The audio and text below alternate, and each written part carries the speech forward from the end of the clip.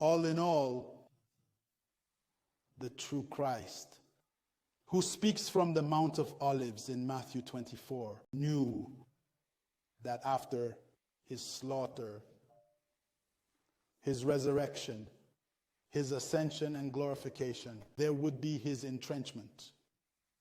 He knew it. He said it. He foretold it.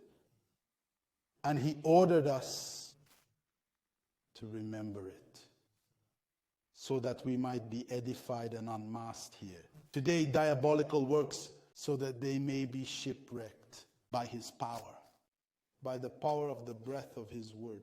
Moreover, the expression, let him who reads take heed, which we see in Matthew 24, verse 15, echoes to Daniel 12, verse 4, where Daniel, curious and intrigued by this entrenchment, questions the angel by asking him, I'd need to know a bit more. And the angel said, no, this prophecy doesn't concern you, Daniel. It concerns distant times. When the time comes, men and women will read it and knowledge will increase. For now, this prophecy is sealed. I pronounce God's unsealing on the prophecy of Matthew 24:15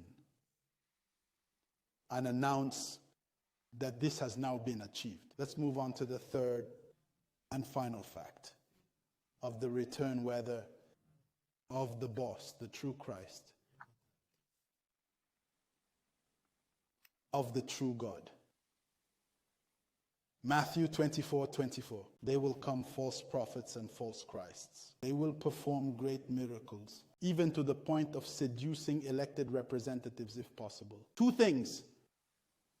First, when we speak of false Christs, it's in the plural. So there have indeed been false Christs, just as there have been many men of sin, since even Genesis 6 shows us that the earth was infested with them by the time God decided to eradicate mankind in Noah's time. But the leader of the false Christ is called the Antichrist. Not just an Antichrist. And he's the one who's expressly, surgically targeted both by Paul in 2 Thessalonians 2, from verse 3 to verse 11, and by John the Apostle eyewitness, whom Jesus went to console on Patmos, even though he was excluded. Who could exclude John, one of the very first disciples, one of the very first apostles, one of the leaders of the Jerusalem school? Who could legitimately exclude him? Yet he testifies in Revelation 1:9 that because of the testimony of Jesus Christ, he had indeed had to pay the price. And then he found himself isolated, excluded on the island of Patmos, where Jesus, to show its preference, went. Jesus doesn't go to churches. He goes to Patmos, to John's prison, to congratulate him. And there he shows him, particularly chapters 2 and 3 of Revelation, where he denounces these churches. We are at the end of the first century. Regarding this false Christ, we're familiar with John 4:2-3. 2.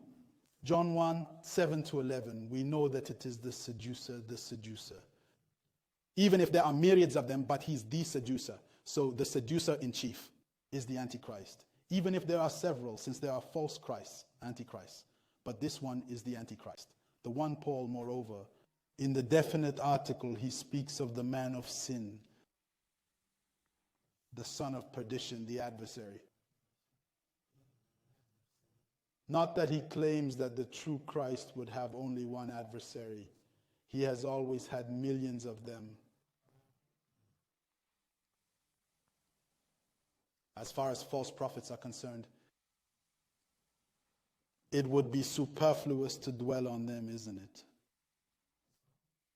Everyone can easily identify them through their ability to promote and soon to persist in promoting, whatever the cost, the false Christ, in flagrant violation, of revealed truth as it is in messianic prophecy, as it is in the promise structuring, governing the perpetual covenant by which we have become heirs of the kingdom and of Abraham's seed in accordance with Galatians chapter 3 verse 29 and Acts 3:25. What can I say? We can indicate for all practical purposes that the true Christ himself aimed, targeted, and equipped humanity, warning her of the weather, of the distinctive and concomitant facts that will characterize his return. He set out these facts. 3 major events. They are the fact that in Matthew 24 verse 37, we have the situation at the time of Noah. This has been examined, that we have the same situation. The prophecy in Daniel chapter 9 verses 24 to 27 reveals the cutting off of the Messiah, the true one. We know when, we know by whom, we know how, and we are capable. Thanks to the 3 keys of Moses in Deuteronomy 18:15. Thanks to John in the text mentioned above, or in 1 John 4:2-3, 2 John 1:7-11. And thanks to Paul through 2 Thessalonians 2:3-4. We know and can affirm this with a full assurance, with certainty. Besides, aren't you intrigued by the fact that in the review of these churches in Revelation 2 and 3, the only one to have won the vote of the true Christ is the one in which he says things that should have questioned ourselves. He says the following in verse 8 of Revelation 3. I know your works because you have little power, but you have kept my word and not denied my name. I place before you an open door, and you have not denied my name. John 1 verse 1 declares, in the beginning was the Word, and the Word was God. While Revelation 19 verse 13 further declares that his name, that is the name of the true Christ, is the Word of God. Under these conditions, deny the name of the Messiah, Yeshua, or not keep his word,